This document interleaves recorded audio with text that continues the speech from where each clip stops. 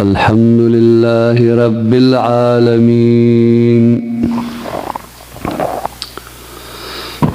والصلاة والسلام على أشرف الأنبياء والمرسلين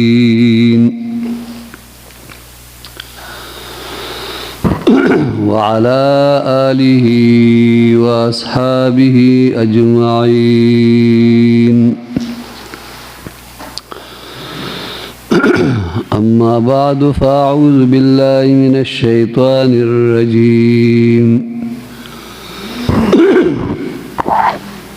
بسم الله الرحمن الرحيم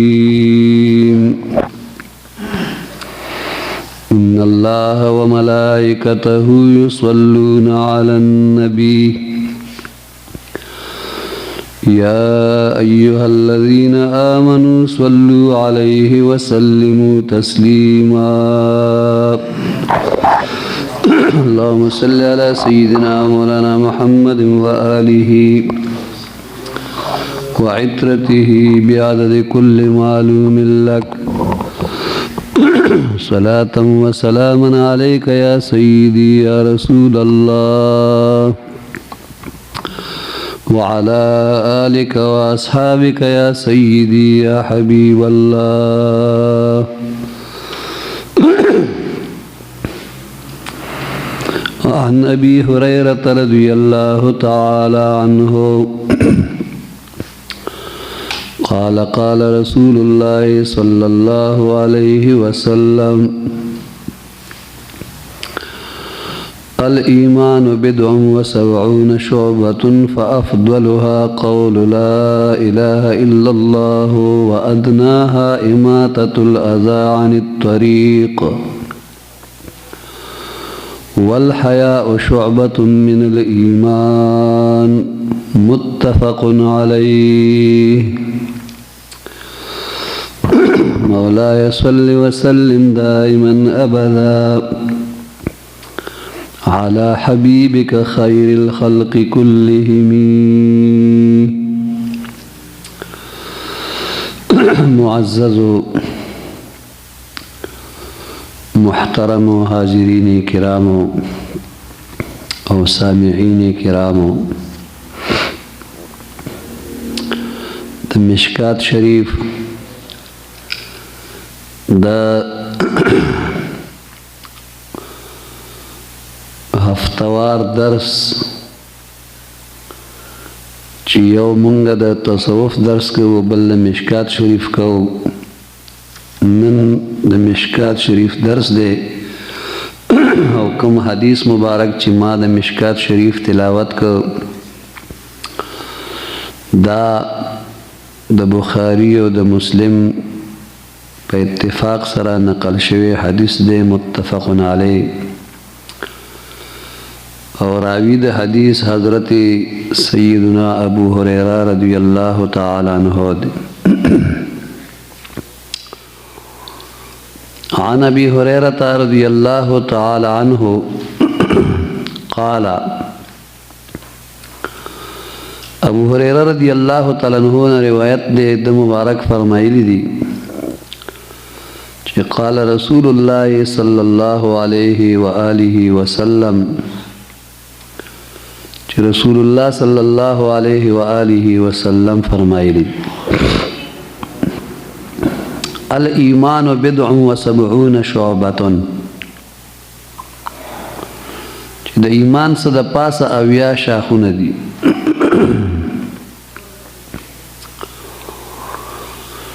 فافضلها قول لا اله الا الله په دې ټولو کې بهتر او افضل دا وینا دا چې لا اله الا الله نشته دے د عبادت لائق بل سوک مگر اللہ جل جلالہ دی وادناها اماتة الاذى عن الطريق او د ټولنا ادنا ضرر رسون کې سیز د لارې نه لري کول دي والحیاء شعبة من الایمان او حیا یعنی غیرت یو شاخ د ایمان دی. دا خو د حدیث مبارک هغه مختصره لفظی ترجمه شو. روایت کړي د حدیث مبارک حضرت ابو هريره رضی الله تعالی عنہ، او هريره چې دی دا د هرتن اسم التصغیر دی. د ابو هريره رضی الله تعالی عنہ نوم مبارک په کفر کې عبد الشمس او په اسلام کې عبد الرحمن ابن صخر دوسی دا د مبارک نوم رضی الله تعالی عنہ. د خیبر په کال کې اسلام قبول کړو. سلور کال د حضور صلی الله علیه و آله وسلم په همراهی کې داسې تیر کړیو لکه انسان سره چې خپل سورې ګرځي. پیشوګانې ډېرې خوښې وې. یو ورځ په لستوڼي کې پیشو نیولې وه. نبی کریم صلی الله علیه و آله وسلم ته تپوس وکړ چې دا څه دي؟ د مبارک ورته وفرمیل چې دا پیشو ده. نو حضور علیہ الصلوۃ والسلام مبارک ورته وویل چې فانت ابو هريره، پس ته ابو هريره یې، ته خصم د پیشوګانو پلار یې. هغه ورځ نه پس دی په دې کنیت سره دومره مشهور شو، شهرت بیا موند چې په نوم یې زیات څوک نه پیژني او په اسم کنیت باندې پیژني. په مدینه منوره کې پسن 59 ہجری کی دے مبارک وصال شوے دے، او پا جنت البقی کی دا مزار شریف دے، او دا طول عمر و اتیا کالاو. زبردست حافظہ والا اللہ پاک جل جلالہ ورکڑی وا. تقریباً 15,000 حدیث مبارک ددنا مروید. امام بخاری رحمت اللہ تعالی علیہ لیکلی دی چې د 800 نه زیاتو صحابه کرام او تابعین د دنا علم حاصل کړي دي، او د اصحاب صفه نه هم رضی الله تعالی عنہ. دا د ابو هريره رضی الله تعالی عنہ سوانح حدیث مبارک کې راغلی چې الایمان الایمان اے ثمرات الایمان وفروعه لأن الایمان هو التصدیق البسیط. ایمان چې دی زمونږ د امام اعظم ابو حنیفه رضی الله تعالی عنہ په نسبت بسیط دی، دا نه کمیږي او نه زیاتیږي. او دلته ورلا صد پاسا او یا شاخونه بیان کړي دي حدیث شریف.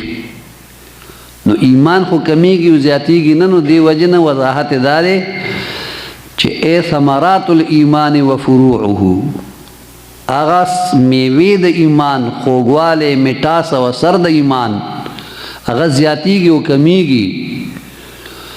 او شاخونه د ایمان چې هغه په ثمراتو او دارنګ په مټاس باندې مبني دي، نو هغه نه مراد دي.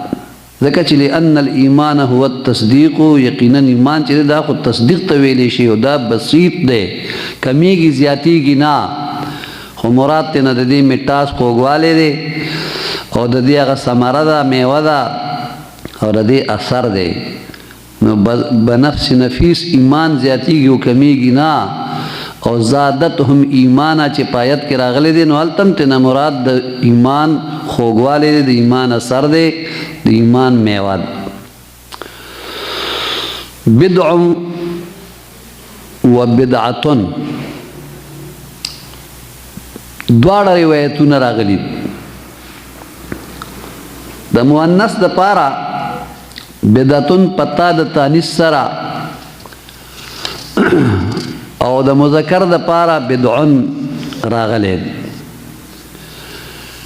بیا د دریو نه تر نهو پورې زیات تر استعمالیږي او د بدعن ماده چې څومره واړولې راواړولی شي د ټولو مفهوم به ټوکړه وي یعنې قطعه به وي لکه